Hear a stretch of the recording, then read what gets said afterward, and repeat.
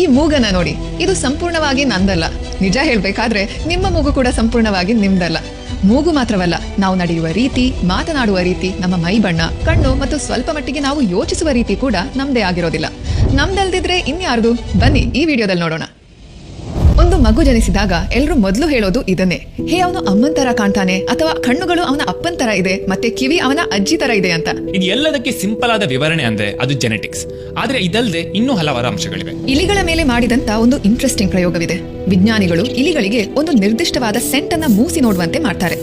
ಪ್ರತಿ ಸಲ ಮೂಸಿದಾಗ್ಲೂ ವಿಜ್ಞಾನಿಗಳು ಅವುಗಳಿಗೆ ಲಘುವಾದ ವಿದ್ಯುತ್ ಶಾಕ್ ಅನ್ನ ನೀಡ್ತಾರೆ.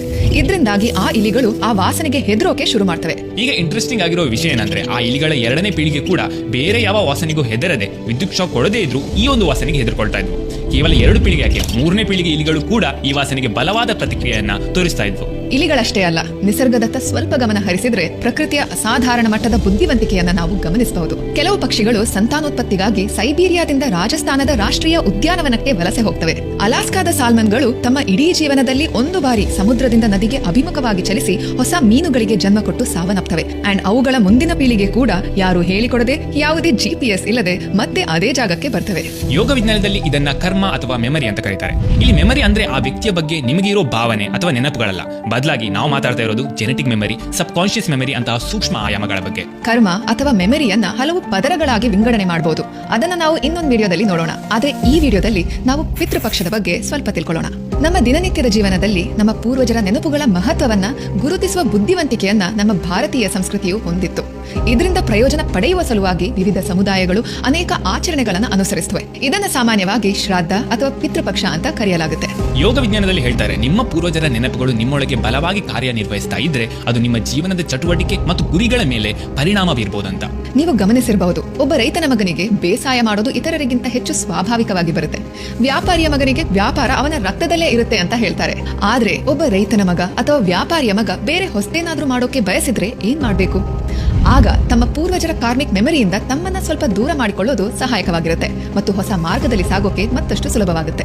ಇಲಿಗಳ ಪ್ರಯೋಗದಲ್ಲಿ ನಾವು ನೋಡಿದಾಗೆ ಕೆಲವೊಮ್ಮೆ ನಮ್ಮ ಪೂರ್ವಜರು ಕಷ್ಟ ಅಥವಾ ಅಹಿತಕರ ಜೀವನ ಮತ್ತು ಸಾವನ್ನ ಹೊಂದಿದ್ರೆ ಆ ಅನುಭವಗಳು ಅರಿವಿಲ್ಲದೆ ನಮ್ಮ ಪ್ರಸ್ತುತ ಜೀವನದಲ್ಲಿ ಕೂಡ ಪರಿಣಾಮ ಬೀರಬಹುದು. ಪ್ರಪಂಚದ ಅನೇಕ ಭಾಗಗಳಲ್ಲಿ ಪೂರ್ವಜರಿಗೆ ಗೌರವ ಸಲ್ಲಿಸಲು ವಿವಿಧ ರೀತಿಯ ಆಚರಣೆಗಳಿವೆ.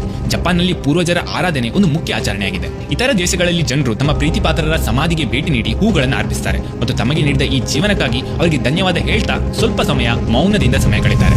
ಭಾರತದ ಪ್ರಾಚೀನ ಸಂಸ್ಕೃತಿಯು ಇದೇ ಉದ್ದೇಶಗಳಿಗೆ ಕೆಲವು ಸಂಕೀರ್ಣ ಆಚರಣೆಗಳನ್ನ ಅಭಿವೃದ್ಧಿಪಡಿಸುವ ಜ್ಞಾನವನ್ನ ಹೊಂದಿತ್ತು. ನಾವು ಪ್ರತಿ ವರ್ಷ ನವರಾತ್ರಿಯ ಹಿಂದಿನ 16 ದಿನಗಳ ಅವಧಿಯನ್ನ ಶ್ರಾದ್ದ ಅಥವಾ ಪಿತೃಪಕ್ಷವನ್ನಾಗಿ ಆಚರಿಸುತ್ತೇವೆ.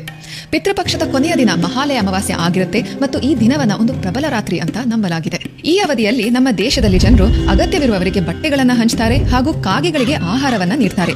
ಏಕೆಂದ್ರೆ ಕಾಗೆ ಪೂರ್ವಜರೊಂದಿಗೆ ಸಂಪರ್ಕ ಹೊಂದಿದೆ ಅಂತ ನಂಬಲಾಗುತ್ತೆ. ಇದಲ್ಲದೆ ಇನ್ನೂ ಅನೇಕ ವಿಭಿನ್ನ ಆಚರಣೆಗಳನ್ನು ನಡೆಸಲಾಗುತ್ತೆ. ಇದಕ್ಕೆ ಪ್ರತಿಯಾಗಿ ಪೂರ್ವಜರು ನಮಗೆ ಅದೃಷ್ಟ ಆರೋಗ್ಯವನ್ನ ತರ್ತಾರೆ ಮತ್ತು ಜೀವನದ ಅಡೆತಡೆಗಳನ್ನು ತೆಗೆದುಹಾಕಲು ಸಹಕರಿಸ್ತಾರೆ ಅಂತ ನಂಬಲಾಗುತ್ತೆ. ಈ ವಿಡಿಯೋ ನೀವು ಅಥವಾ ನಾನು ಅನುಸರಿಸುವ ನಿರ್ದಿಷ್ಟ ಆಚರಣೆ ಬಗ್ಗೆ ಅಲ್ಲ, ಬದಲಾಗಿ ನಾವು ಅರ್ಥ ಮಾಡಿಕೊಳ್ಬೇಕಾದ ಮುಖ್ಯ ವಿಷಯವೆಂದ್ರೆ ನಮ್ಮ ಜೀವನವು ಕೇವಲ ನಮ್ಮ ನೆನಪುಗಳು ಮತ್ತು ಅನುಭವಗಳಿಂದ ಮಾತ್ರ ರೂಪುಗೊಂಡಿಲ್ಲ.